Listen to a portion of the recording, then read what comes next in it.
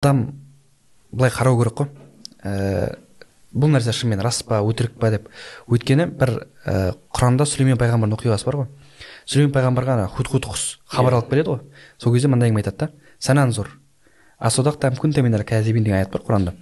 Біз бірінші қарайық. Сен рас айттың ба, әлде өтірікшілерденсің бе деп айтады да Сүлеймен. Құсқа айтады ғой Сүлеймен пайғамбар. Яғни осы жерде ғалымдардың үлкен бір қағидасы бар да. Сүлеймен пайғамбардың ұстанымын ұстан дейді да, яғни.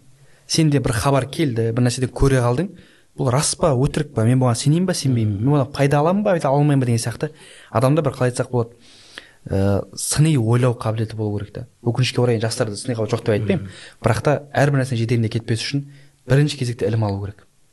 Ілімді адамды былай құрығыңа түсіру өте қиын. Сол себепті біз білім адамның былайша айтқан кезде қорғаны ғой. Яғни қазір бұл қорған әрбір адамға ең керек нәрсе сияқты да, ол сөзін ашы. Кітап оқыған, жас жалпы кітап оқыған адам жалпы өзінің жаңағы сыни көзқарасын айта алады, дұрыс бұрысын ажыратады деген секілді. Жалпы енді осы білім алу арқылы жалпы адам енді жаңа әдеп деп жатырмыз ғой.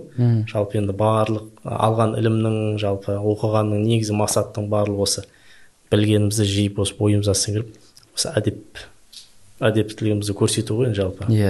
Мына жерде мынандай мәселе бар да. Енді айтып өттік қой, жастарға бірінші жаңа өзгере алу қабілеті болу керек, білім алу керек, әдебі болу керек, өзін болашағын, мына дүниесін, ақыретін де бірге ойлай алу қажет деп. Одан кейін жастар үшін тағы бір маңызды нәрсе бар. Бұл уақытын тиімді басқару. Уақыт тиімді басқару деген нәрсе. Қазір енді тиімді деген сөздің өзі дұрыс емес сияқты.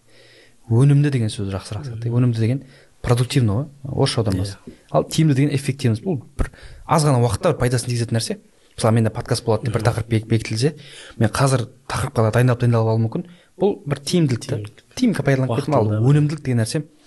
Мен оны былайша айтқан кезде бұрыннан оқып, соны зерттеп, кәдімгідей бір нәрсе терең кіре алуым ғой. Сол себепті мен айттым қазір нәрсе уақытты өнімді пайдалана білу секілді да. Өйткені қазір біз осы подкастта оқы, білім ал деп айта береміз, бірақ та қай уақытта білім алу керек деген мәселе бар да. Мен бұрын сол бір рилста айтқан едім, адам баласы білім алуға уақыт жоқ деп айтуы мүмкін. Қашан? Егер де ол білім алуды бір бос уақытта істелетін нәрсе деп білсе.